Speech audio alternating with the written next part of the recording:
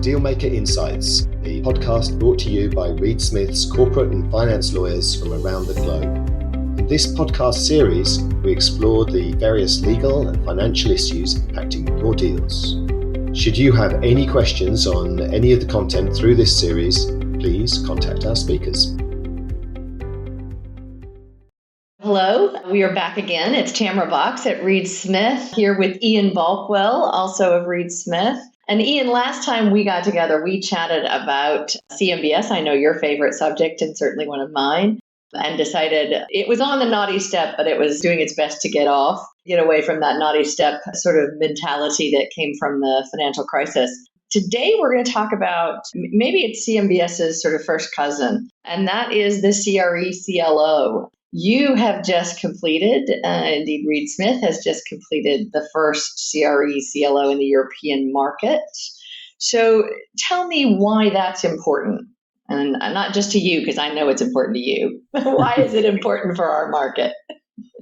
Well, thank you. I think it's a very important development for the market. And I think there's a number of reasons for that. But to be perfectly honest, I think if you sort of go back 14 years to the global financial crisis, you'd realize that we've kind of got to the position where we kind of got to before the crash.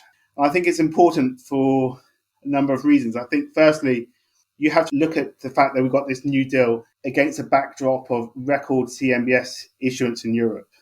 And alongside that, we've obviously got a new product in the form of the CRE CLO. And so what that really shows is that, there is a definite demand for a product which involves the securitization of loans secured by commercial real estate assets. If we'd had this conversation 10 years ago, then we would be talking about its extinction. And clearly that isn't the case. I think it's also important because what we've also seen in the last decade is a number of banks have sort of retracted from the sort of CRE lending space. And what we've seen fill that void is the funds. And what we have with CRE CLO is a very sort of smart balance sheet funding tool, which those funds could use to sort of finance those loans. So I think that's an important development. I think the other thing to be really mindful of here is the fact that in the US, what we've seen is real exponential growth in the level of CRE CLOs that are brought to market year on year. In the last 7 years, forgetting last year, I think what you've seen is a sort of classic sort of exponential growth in that product, rather similar to what we saw in CMBS at the beginning of this decade in Europe. And I think that's really interesting because typically we do follow the US, 4 to 5 years later. And if our experiences in the past are anything to go by, then, we could now be at the starting point of a new product in the European market. So I think all those things are really important. And I think one final point, which is worth mentioning, and it's probably a bit more of a technical point, but all the CMBS deals that we've seen recently have all really involved large single loan transactions. This CRE CLO that was launched last week comprised of 9 loans. And we haven't seen anything like that since 2007 in Europe. So in many ways, CRE CLOs could definitely fill the void left by the conduit programs that were so prevalent before the financial crisis. So for all those reasons, I think it is a very important deal and a really important milestone for the commercial real estate lending market in Europe. Absolutely, and not just because we got to work on it. Let's get a little more technical here, Ian. So tell me, we talked about the fact that a CRE CLO, is a securitization of loans secured by commercial real estate. So how is it different, really, to a CMBS? That's the question on everybody's lips right now. Yeah. Well, it's a very good question. The truth is, the fundamentals are the same. It's like picking up 2 cereal boxes in a supermarket. You look at the cover page and at the end of the day, you've got in both products, you have the issuance of debt securities. The underlying collateral in both instances is loans secured by commercial real estate. And certainly in the deal that we launched last week, it's a static pool of loans. So from that perspective, both deals are very similar. I think the difference is really in terms of the structure and some of the technical features. And I think the key fundamental difference between the two products is that with regard to CRE CLOs, on day one, there's an operating advisor, a kind of collateral manager, and their job and role is basically to monitor the underlying collateral. There's certain reporting, but also they have more of an active involvement in those loans. And what that basically means is that, from day one, you have somebody who's actively involved in dealing with those loans, which is certainly not the case with regard to European CMBS. It's also important to appreciate that the operating advisor also has significant skin in the game as they hold the equity piece. So they're very much incentivized to make sure that the deal's success, that with regard to actions taken with respect to the underlying loans, that they are the correct actions. And I think another sort of feature which is key here is our note protection tests, which in the CRE CLO basically means that, I suppose these are financial covenants. And so if they're breached at all, then it gives an early warning sign to investors. But also, if they're breached, it means that funds will be cut off from being dripped to the equity. So that gives investors a huge protection. And again, it means that the operating advisor is completely incentivized to actually, do a good job with regard to performing their role. And I think the final point I would like to make here is that an operating advisor also has a quite active role in terms of effecting amendments and certain modifications.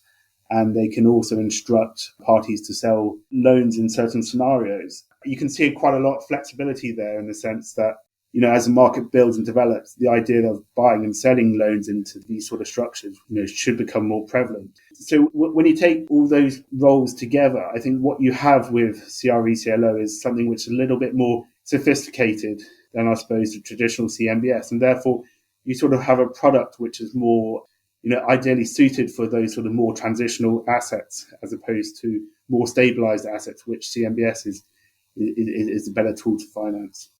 Standpoint of, I suppose, fund amassing loans, you have more opportunity to have some control and really manage those assets through. From the standpoint of an investor, an operating advisor is more of a proactive party looking after your investment rather than, say, a servicer and a CMBS a little bit more reactive. Is that right? Yes, I would say that is right. If you look at a typical CMBS, an operating advisor only really becomes relevant in the scenario where a loan's defaulted, and therefore the most junior class of note holders who have an economic interest in the deal then go about appointing an operating advisor to sort of represent the views of those junior note holders. With CRE CLO, you have that appointment on day one. That is the fundamental difference in many respects. Gotcha.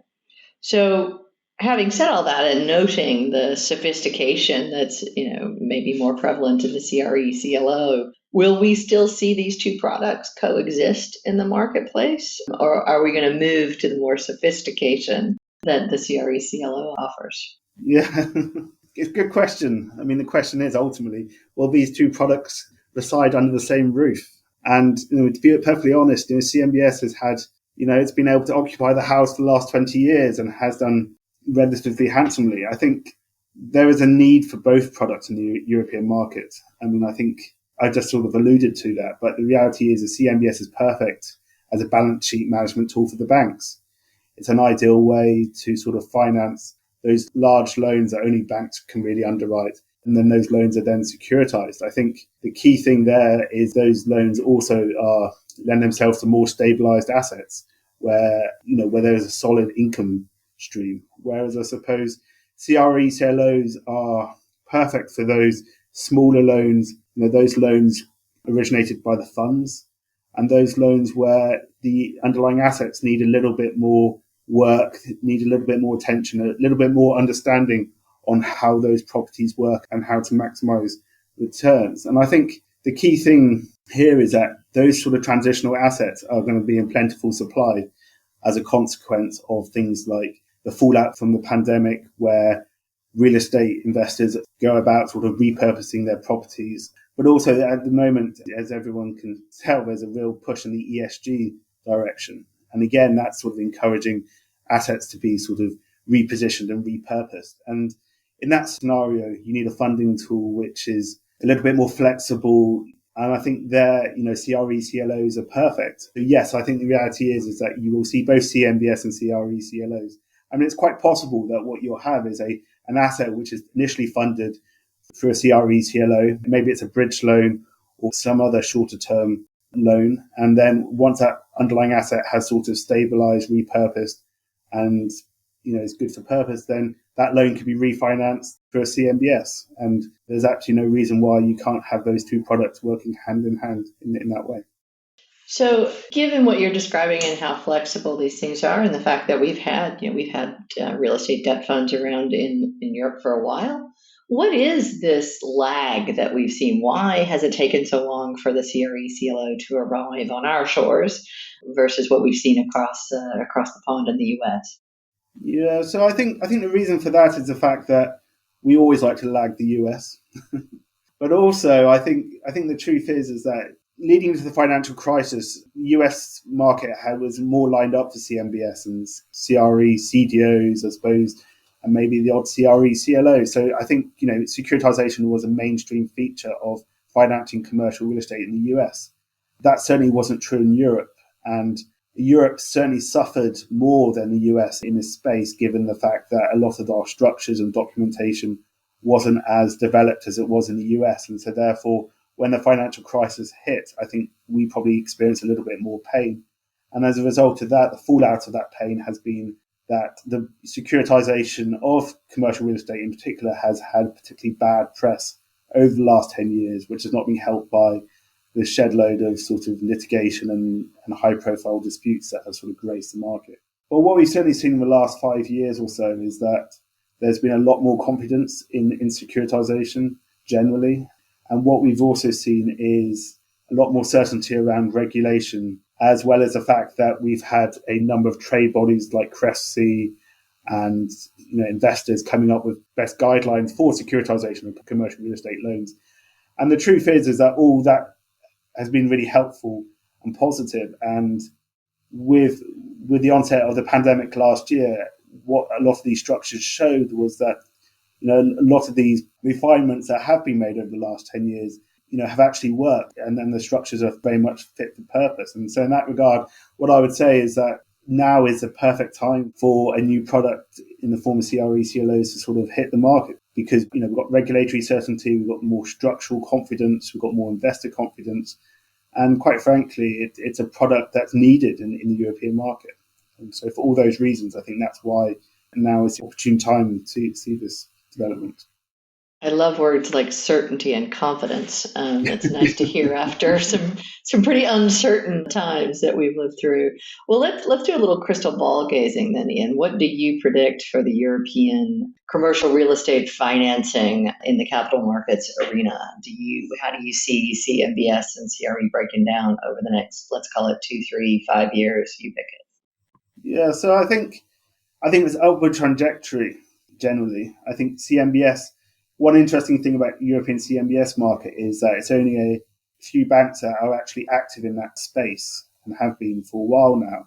I think there's no reason to assume why they won't actually continue producing the level of issuance that they have done year on year, and if not, increase the volume of deals as they get more confident and more streamlined in producing those deals. So I think you're definitely going to see more CMBS issuance and also more banks coming on board in that space.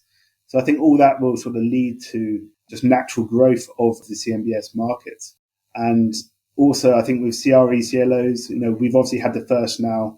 There are others rumoured in the market. And, there's actually no reason why we will just not follow the US in this space and actually see sort of record growth. I think there's a few sort of drivers here as well that we should all be mindful of. And we're almost certainly going to enter into a period of sustained increased interest rates. And so that will encourage certainly borrowers, but also other market participants into embracing this sort of securitization technology. But also, I think the other important thing here is, and I've sort of alluded to it earlier, is the fact there is an increased focus on ESG and the fact that people, will like to sort of repurpose the underlying real estate. And so for all those sort of reasons, there's certainly no stagnation in European commercial real estate. And as a result of that, I think there's sort of financing tools that we'll see, including CMBS and CRE CLO, will really get a lot of attention. And quite frankly, I think we will see significant growth. Whether that's exponential or not, who knows? But I would like to think it is. I know what you're hoping for, Ian. So this is a good news story. We've got CMBS kind of coming off the naughty step with confidence and greater regulatory certainty. Hopefully greater volumes, certainly as we go forward.